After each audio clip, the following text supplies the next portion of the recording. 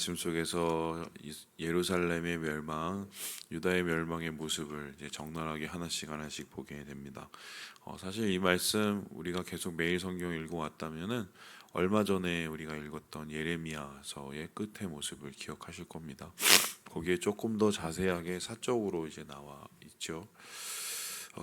결국 뭐 이 모든 것은 예정되었던 일입니다. 하나님께서 이스라엘 백성을 망하게 하시려고 작정을 하시고 이 유대 왕들을 이렇게 악하게 만드신 게 아니라 유다 왕들이 악한 길을 도대체 떠나지 않아서 하나님께서 그렇게 경고하시고 하나님께서 그렇게 미리 예언하셨음에도 불구하고 그 길을 떠나지 않아서 생겨난 어쩔 수 없는 일이다. 예언이라는 것은 이제 사실 그런 거죠. 우리가 보통 이제 생각할 때 우리의 인생을 뭐 숙명처럼 운명처럼 이제 받아들이시는 분들이 있습니다. 예를 들어서 이런 거죠. 그 지금 일어난 일 혹은 그때 일어난 일이 하나님께서 그렇게 그냥 이미 하시기로 다 작정을 하시고 이렇게 다 프로그래밍 된 것을 우리가 그냥 살아갈 뿐인 뭐 이런 식으로 생각하시는 분들이 있어요. 이제 그렇게 되면은 어떻게 됩니까? 뭐 우리의 인생의 자유의지라는 게 과연 존재하기는 할까요? 안 되죠. 그냥 짜놓은 판에 사람들이 그냥 원래 그 대사와 원래 그 배역에 따라서 로봇처럼 인생 살다가 돌아가는 뭐 그런 것처럼 생각하시는 분들이 있습니다. 성경을 또 그렇게 잘못 오해하시는 분들도 있어요. 그런데 보시다시피 우리가 지금 계속 좋았듯이 망해도 이미 망해야 될 유다가 그래도 이나마 이렇게 끌고 간 이유는 요시야 왕이라든가 히스기야 왕이라든가 이런 사람들이 하나님 앞에서 뭔가 돌이키고 뭔가 다시 시작해 보려는 그 마음이 있었기 때문에 계속적으로 이게 좀 어느 정도 연장이 되고 희석이 되고 이렇게 나아갔던 거죠. 이제 그렇게 생각을 해보면 숙명, 운명 이게 결단코 옳은 얘기는 아니에요. 인생이 정해져 있고 인생이 이미 짜여져 있는 판이라는 것은 그거는 사실 무슨 뭐 무속행하시는 이런 분들이나 하는 얘기일지 모르겠지만 성경은 그렇게 절대로 얘기하고 있지 않습니다. 또 반면에 어떤 분들은 너무 자유롭게 생각을 합니다. 그래서 인간의 의지를 강조해서 우리가 어떻게 선택하냐에 따라서 우리가 어떻게 오늘 행동하냐에 따라서 내일이 정해진다고 생각하시는 분들이 있습니다.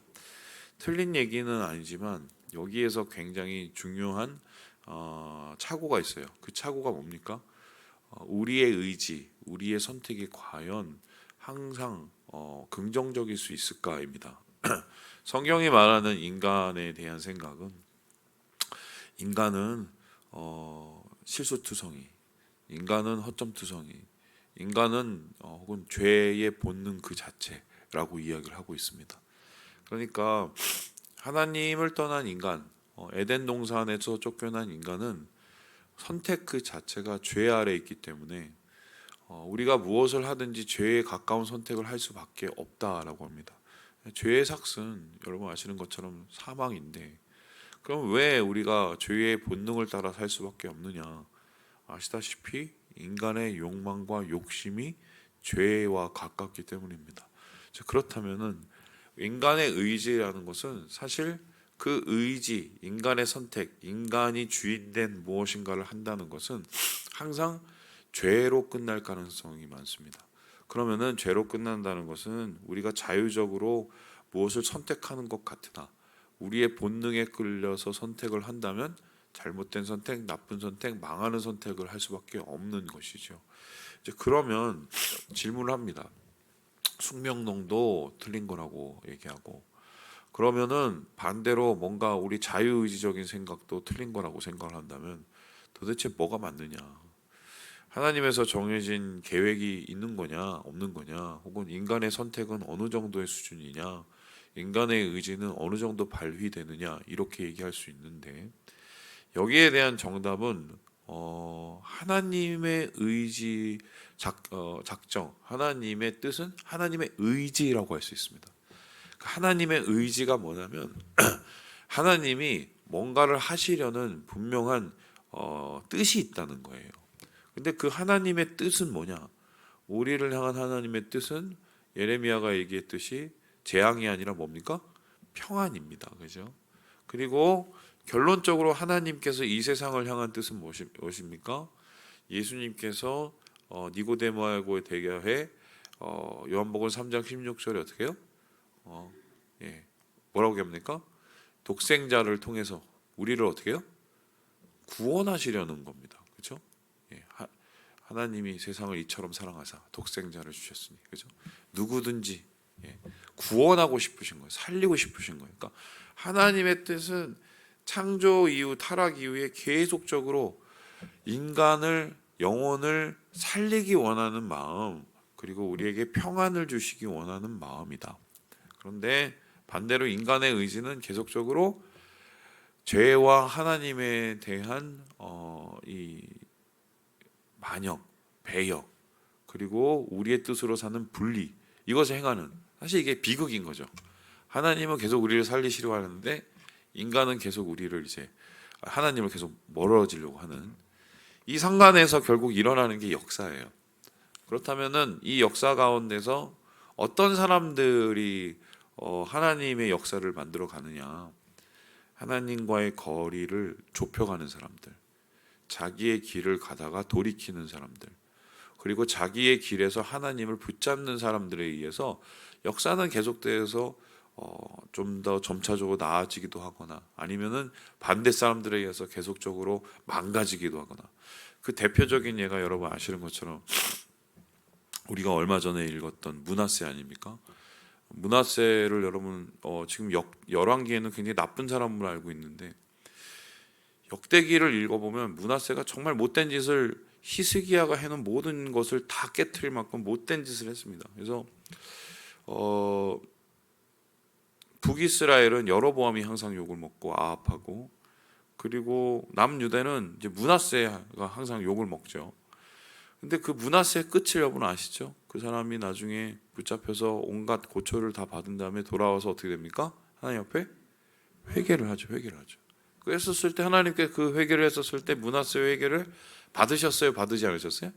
받으셨습니다. 그리고 그의 날을 마지막엔 평안케 하셨거든요. 그러니까 이게 결론이에요. 하나님은 계속적으로 우리에게 의지를 가지시고 살리려고 하시는데, 인간은 반대로 항상 우리 하나님을 멀리하려고 하는. 그런데 결국 우리가 어떻게 돌이키느냐, 우리가 어떻게 하나님하고의 거리를 좁히느냐, 거기에 따라서 우리의 인생과 이 역사가 가까워지게 되는 거죠. 그럼 목사님, 내가 돌이키면 됩니까? 그게 어려워요. 여러분 살아보시면 아셨지만 돌이키는 게 쉽지가 않습니다. 진짜 이게 심지어는 얻어맞아도 그게 어떤 사람한테는 은혜가 되고 어떤 사람한테는 아무런 쓸모없는 일이 될 수도 있어요. 왜 그렇습니까?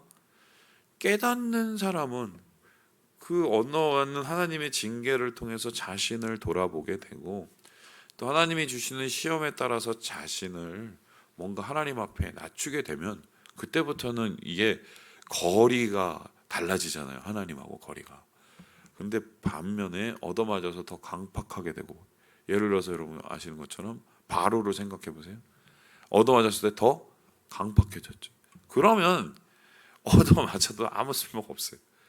그래서 결국 거기서도 우리가 어떤 길을 걸어가고 어떤 선택을 걸어가느냐가 또 중요하게 되는 거죠. 이게 미묘해요. 오늘 말씀도 결국 그건데, 말씀을 읽어보면 여호야긴, 시드기야, 얻어맞을 짓만 골라 하거든요. 그리고 하나님께서 다 이들을 다 때리셨어요. 때렸을 때 그러면 이들은 어떻게 행동을 했었을까? 오늘 말씀을 보면은 결국 이렇게 얘기를 하고 있는데요. 우리 함께 9절의 말씀을 같이 한번 읽어보도록 하겠습니다. 시작. 여호야긴이 그의 아버지의 모든 행위를 따라서 여호와께서 보시기에 악을 행하였더라. 이 사람 3개월 다스렸는데 왜 3개월밖에 못 다스렸냐? 3개월 동안 뭐라고 그럴까요? 그 그 수성, 그러니까 전쟁만 하다가 끝났어요. 전쟁만 하다. 그러면 회개할 기회가 얼마든지 있잖아요. 그렇죠? 그래도 이렇게 나 박살이 나는데, 근데 오히려 더 강팍해지죠. 그리고는 눈앞에서 모든 것이 깨지고 모든 것이 빼앗기고 모든 것이 망가지는 것을 그냥 그대로 보고 어떻게 해요? 다 그냥 변하지 않는, 더 마음이 딱딱해지는 모습을 보게 됩니다. 여기 가장 안타까운 것은 바로 이건데요. 예, 우리 함께 13절의 말씀을 읽어보도록 하겠습니다. 13절입니다. 시작. 그가 여호와의 성전에 모든 보물과 왕궁 보물을 집어내고 또 이스라엘의 왕 솔로몬이 만든 것 곧 여호와의 성전의 금그릇을 다 파괴하였으니 여호와의 말씀과 같이 되었더라. 사람도 다 잡아가고, 그리고 귀한 것은 다 잡아가고, 그리고 성전이 정말 볼품없고 초라해지는 이 모습을 그 사람이 다 경험을 하게 되거든요. 이 정도 되면은 어떻게 보면 정신 차릴 수 있는 기회가 있지 않습니까? 그런데 전혀 그렇지 못합니다. 근데 더 웃기는 거는 그의 뒤를 이은 이제 왕입니다. 그 왕을 가리켜서 뭐라고 그러냐면은 시드기야라고 하는데요. 이 시드기야에 대한 이야기를 이렇게 얘기하고 있습니다. 우리 함께 우리 18절의 말씀을 같이 한번 읽어봅니다. 시작. 시드기야가 왕이 될 때에 나이가 21세라. 예루살렘에서 11년간 다스리니라. 그의 어머니의 이름은 하무다리요 림나인 예레미야의 딸이더라. 그러니까 이제 조카 대신 삼촌이 왕이 됐어요. 이 시드기야는 그러니까 요시야 왕의 아들인 겁니다. 이 꼴이 돼서 나라가 거의 지금 망하기 일보 직전에 상황이 돼서 이렇게 뭐 어쨌든 뭐 먼 상황이든 뭐 왕관을 머리에 썼으면 정신을 차려야죠. 정신을 이렇게 얻어맞았으면 회개를 해야죠. 그리고 뭔가 아버지를 생각했었어야죠. 아버지가 어떻게 했는지. 그런데 그렇게 안 하지요. 19절에 보니까 여호야김의 모든 행위를 따랐다라고 얘기합니다. 자기 형이 한 것처럼 똑같이 했다는 겁니다. 여기에 대해서는 조금 더 예레미야서에 좀 적나라하게 기록돼 있지요. 예레미야가 예언을 합니다. 왕이시여, 지금은 바벨론에게 이 하나님께서 징계의 도구로 삼으셨기 때문에 그것을 따라야 됩니다. 지금은 우리가 하나님 앞에 징계받을 타이밍이고, 우리가 하나님 앞에 징계하실 때 우리의 마음을 낮출 때 우리가 그때야 기회가 생깁니다라고 얘기를 했어요. 시드기야가 그 얘기를 듣는 듯 했습니다. 그런데 결국 어땠습니까? 이 사람 얘기 듣고 갈팡질팡, 저 사람 얘기 듣고 갈팡질팡, 바벨론에 두고 갈팡질팡, 그리고 애굽 사람 놓고 갈팡질팡. 결국 그러다가 이 사람의 끝은 뭐냐면은 반역이에요. 20절에 보니까 바벨론 왕을 반역하게 되죠. 그리고 반역하는 끝에 결국 어떤 일이 일어난가요? 25장 1절에 보니 느부갓네살이 직접 와서요 토성을 쌓고요 포위를 하고요 그리고 결국 완전히 끝나버리는데 그 끝이 정말 이 비참하지요. 예, 우리 함께 7절의 말씀을 같이 한번 읽어보도록 하죠. 시작. 그들이 시드기야의 아들들을 그의 눈앞에서 죽이고 시드기야의 두 눈을 빼고 노사슬로 그를 결박하여 바벨론으로 끌고 갔더라.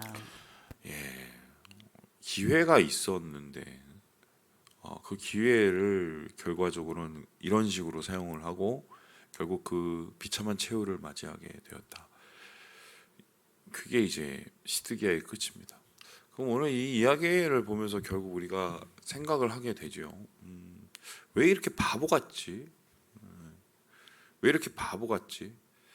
뭐 여호야긴이라고 생각을 해보면 뭐 3개월밖에 안 들었으니까 뭐 그래 그렇다 한번 쳐봅시다. 이 사람 나중에 한번 다시 기회가 생겨요. 근데 시드기야 같은 경우는 그래도 한 10년을 넘게 기회가 있었었는데 왜 이렇게 바보 같을까? 왜 바보 같을까?